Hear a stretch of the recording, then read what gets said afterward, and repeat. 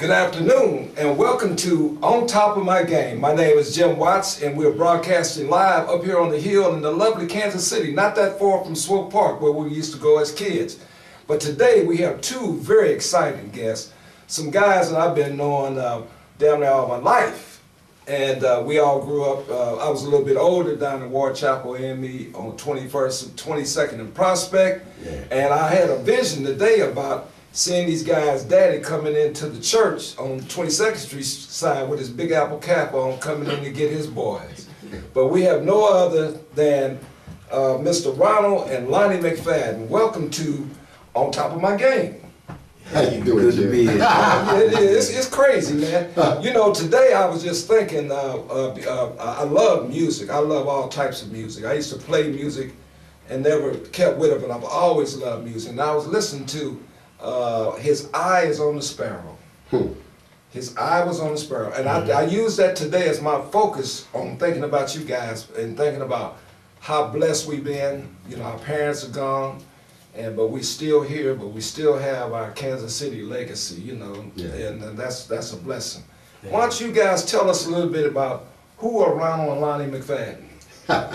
Well, we call ourselves the McFadden brothers. We are second generation Kansas City jazz guys. Our father was a tap dancer in the big band era, danced with Count Basie, Jimmy Lunsford, and many of the big bands that traveled between the Midwest and the East Coast. And we're kind of carrying on his legacy. That's pretty much it. Except I like to say he's Ronald and I'm Lonnie. You know, I don't want y'all to get confused because of course, I'm Ronald, he's the other one. Yeah, something like that. When we on stage, it's no confusion because it's one of us that got talent. But but it's really what Ronald said. We carrying on what was taught to us as little boys. I mean, you know, when we met you, Jimmy, like you said, at Ward Chapel, we was Boy Scouts, huh? Cub Scouts. We were Cub. He was a Boy Scout. Yeah. We were Cub Scouts. Yeah. But these shoes right here that we got here, is this part of your trade right here? That's a big part of my trade. Yeah. You know, that's like you said, on top of my game. That's from the ground up, literally. Yeah. That's where we started. You know, we started as tap dancers before we started playing musical instruments or trying to sing or any of that. I mean, we were tap dancing at such an early age. I can't even remember how we were when we started, but I do remember I was 7 years old the first time I got paid to do it. Is that right? Yeah. Downtown at the Old Mulebach Hotel. Right, right. Old Mulebach. Oh man, I haven't heard that. I used to go to a lot of events down there. Yeah. Lonnie likes to say we're a couple of hoofers that holler with horns that got holler. Well, when you say horn, well, who plays this horn? That one is mine. Ronald plays the saxophone, and I play trumpet and flugelhorn. I just have the flugelhorn with me today. You know. Nice horn. Thank you. And what's it made out of? Oh, it's made out of brass and it's silver plated. You know, that's probably one of the oldest horns I've got. That horn I bought it in like 1980. The other horns I have are newer than that.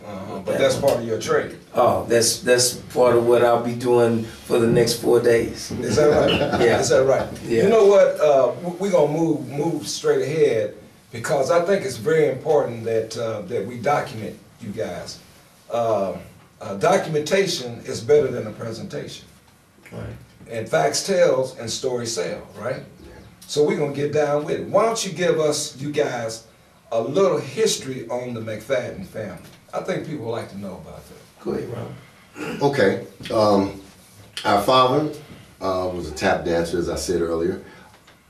He danced around Kansas City with a group called the Chocolate Drops. Yeah. It was my father, James McFadden, Van Osborne, Willie Williams, and it was another guy, Leroy Reed. Leroy passed when he was a teenager from tuberculosis, so they was left with the three, Willie, Van, and my father, James. From there, they were around Kansas City and they traveled throughout the Midwest and the East Coast, United States. After that,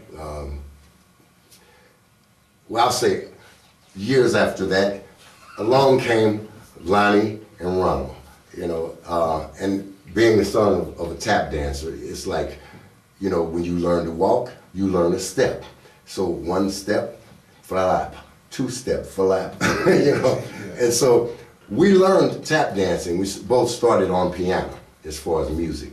I'll let Lonnie take it from there. And well, okay. And that's what our introduction to music was. Basically, we started taking piano lessons at 5 years old, and you know, it's like growing up in the inner city as we did, coming up when we did in the 60s and 70s. It's like being a tap dancer and a piano player didn't make us too popular with the girls. So by the time we got to Lincoln Jr., we put down the tap dancing and the playing the piano and picked up horns, because back then James Brown, Kool and the Gang, all of that was happening. So, you know, we already knew basically about music, but then we took instrumental music through the school system, Kansas City school system. But we basically learned the theory that it takes to play the kind of music we play now through the piano lessons. Yeah. And my father, I mean, had as much to do with me learning about playing chord changes or anything. And then, you know, people often ask us how we learned how to play jazz if we didn't take, because neither one of us ever took a private lesson. I would have to say that going down to the foundation, being treated like one of the fellas, and I mean that, I don't mean that we were patted on the butt and all that. I mean that if we couldn't play, we were told in a very definite and colorful way. You know, we're talking about guys like Eddie Saunders and Franz Bruce, Prof, they call him Prof, but Willie Rice. Willie Rice. Willie Rice. Ernie. Yeah. We always call him Pressure Popper, and that's what I'm trying to. Auburn Mike, trumpet player. And then it was still Buddy Anderson was still around. That's the guy. Dennis was in. Yeah, Fast Dennis. Yeah. Yeah, it was. What about the big guy that sang? Big Joe Turner. Big Joe Turner. Yeah. Now I remember seeing him down there, but I didn't know he was. You know, when you're a kid, you don't realize. At least we do. I didn't realize the historic value of any. He was just friends of my dad's. Yeah. You know, I mean, we met Jay McShann in our dining room. You know, he was just up there talking to my dad, and my father called me and Ronald out the basement practice and said, "I want you to meet somebody." And that's, I mean, so. These were friends of my father's that we had no. I mean, my father and all his friends used to tell us about the historic jam session that went on between, was it Lester Young and Coleman Hawkins? Yeah. They told way before we read about it or knew it had any historic significance. Right. We knew about Charlie Parker. Charlie Parker used to ride around, and my dad was kind of, well, he's a tap dancer, a little flamboyant. He used to have this old Cadillac, and when he was dating my mom, my father and his friends used to tell us how Charlie Parker used to be in the back seat of my dad's car practicing while my dad was romancing my mom. I mean, it was like a whole different. So we grew up with the stories, with meeting a lot of these guys, and so it made us want to be one of them. I mean, you know, you hear about that and you see how much fun they were having, and everybody was always, like they said, dressed to the nines. I mean, you know, they was. At the foundation, it wasn't like it is now. Everybody had on suit and tie back then. Back then, you know, it was still smoke. So it was a lot of cigar smoke in there. Everybody, it was a lot of loud music. It was swinging. I remember the first time I went down there, I couldn't believe it. I thought it was like a movie or something. And everybody knew my dad. And that's when we got initiated as dancers. We just got off from a gig downtown. Yeah. And my father said he wanted to see what's happening, meet the cats, so to speak. So we went down there, we like 11, 12 years old. And we had a tap shoe, so obviously everybody wants to see Jimmy's boys dance. Right. But after we danced, my father told Ronald to go out to the car and get his horn that he had bought. You know, we just started taking musical instruments. Now Ronald would pay attention to my father, you know, and I was so hard-headed, man. But this is one of the I tell this all the time. This was a turning point for me realizing that Daddy kind of knows what he's talking about. He had been practicing with Ronald on the song Alfie. You probably remember Stevie Wonder had played on a mic. Okay, Ronald was in school. He was just like everybody else. He's just one of the beginners playing scales and playing the marching band music.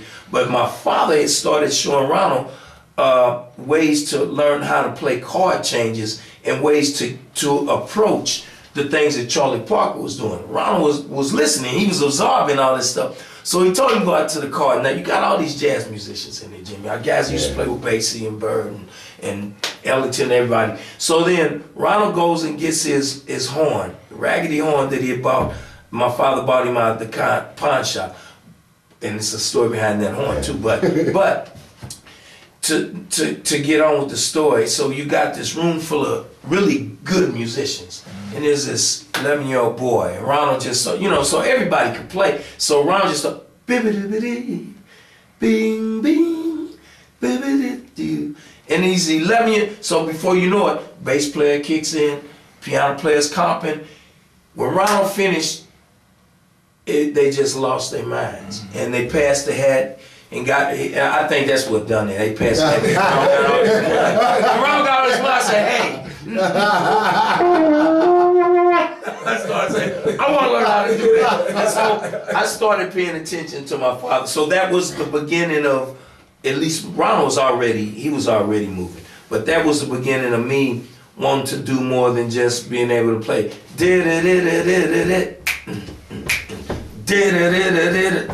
Because that's all I wanted. Bop, bop, bop, bop. If I could do that, I was like, because the girls be, I was like, yeah, come on. so I thought that was cool, man. Ronald was starting to, he could already, by the time Ronald was 12, playing the stuff that Maceo was playing, that was like second nature. Yeah, well, by the time we was in high school, though, I don't know if you would call it a competitive nature or what, plus our dad, he was always pushing us, when I started playing trumpet, he put on Louis Armstrong. Yeah. Said, hey man, listen to this. Yeah. And then when I started playing saxophone, he put on Charlie Parker. Yep. Listen to this. Now, but when Lonnie went to high school as a freshman, he was sitting, 14th chair? Yeah, the first week. He decided, he found out that you could challenge. Right. Yeah. Lonnie challenged everybody. Section. That wasn't working for me, man. I came from a musical family, and the fact that, the pecking order dictates that if you're seniors, you sit here, you juniors, sophomores, and the freshmen, I'm like, no. So the first week after you go through orientation and everybody's learning everybody's name, and after Mr. Whitmore said that if anybody feels like you're not where you belong, you're welcome to challenge. I raised my hand and everybody in there started laughing. They're like, who is this kid? He's cocky freshman. And so I challenged, and after that was first chair. Second chair. I gotta admit, second chair.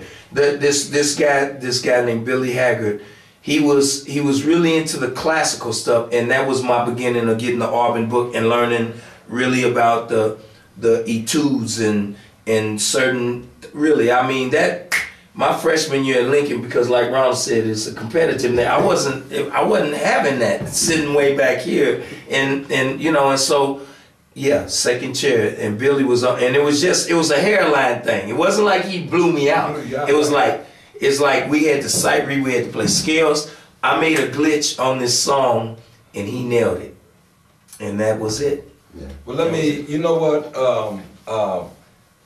what I'm proposing to you guys is that we come back and do a part 2. Because he's talking too much. No. But you know what's terrible, Jimmy. I should have warned you before we got here. But you get him started, man. But the uniqueness of our media outlet allows us to do things that we kind of want to do. Okay. And what we want to do is get you guys back on, and then we want to start collaborating some things with you guys so that we can really get this message out there. How important do you think a media a vehicle like this could be to our community? I think it's very important because, like you said, documentation. You know, it's a sad thing, you know, especially about our people.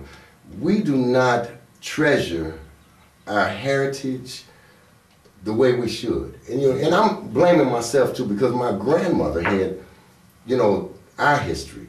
And I should have went over there and just told her to talk and record it. And what you're doing, I think, is great, because one of these days, all of us gonna be gone. That's right. You know? That's right. And at least it's documented. Right. Somebody can pull it up. Right. And we want to promote our music. Yeah. Our music. And I think no better persons for you guys to come back on and maybe collaborate with us on some other deals that are coming up. I mean, you're welcome if you want to write something about our music, you know, our history. You're more than happy to do that as well. If we come back, you know, Lonnie just got a CD that he wrote, all the stuff. We just had that playing in the background. So. Okay. Well, we can work that out, can we, Marlo? Now, so you think this is a very important vehicle for our community? I think it's important not just for our community, for Cascade Media, What's Up Kansas City, On Top of My Game. Go ahead. Cascade Media was Kansas City, On Top of My Game. Well, see, we are Cascade Media Group. Oh, and so Cascade Media Group comprises Cascade Sports, like Marlo has on his shirt. I launched What's Up Kansas City, and then this is On Top of Our Game. But on top of our game is a arts and music section to it as well. Oh, okay. So you know we're trying to get that message out there, but we need people like you guys, you know, to bring us some credibility, and it might influence some of these young folks out there. Because that's the next question I want to ask you. What do you have to part with to tell some of our young and up and coming artists that are out there? I would say, if you have a desire to do something. That's right. You know, and that's very important, because number one, music is not easy. You don't pick up something just, if you have the desire to do something, you gotta go for it. You know, and the younger you are, the more serious you gotta get, because you gotta think world class. If you're not if you're not taking care of business on what you're supposed to be doing, somebody in this world is, and you won't be able to compete. So go for it. What about you? I just piggyback on that and say, once you do decide that this is what you want to do, practice. I just, you know, I'm going back, studying, like in the Bibles it says something about doing your first works over. I'm going back reading articles I read years ago, books I read years ago, and one of the things that's consistent with everybody that was great, whether it's Louis Armstrong, Charlie Parker, whoever it is you feel like it's Wynton Marsalis, whoever it is that's on top of the game. Hopefully Ronald and I fit somewhere. Yeah, that's right. Practice, study, practice, study, practice, and then you gotta go out and get your hands dirty, because it's not just about academia. That's right. You gotta go get out here and get in some of them cutting sessions, the jam sessions. You got to go out and apply for jobs, and you got to get turned down and keep going. And you know, you have to want it bad enough to persevere. And the good news is that you can. You never let anybody tell you what you cannot do. That's right. That's one thing I've always had that right. I think has helped me. I refuse and have always refused to let anybody tell me what I cannot do. That's and I will be the last to tell anybody something that they cannot do. You know what they say, failure will never overtake you if your desire is strong enough to succeed. Ladies and gentlemen, in closing, we're going to hear a small piece from Ronald McFadden. Go ahead, Ronald. Take us home. This is Lonnie. Lonnie, take us home, Lonnie.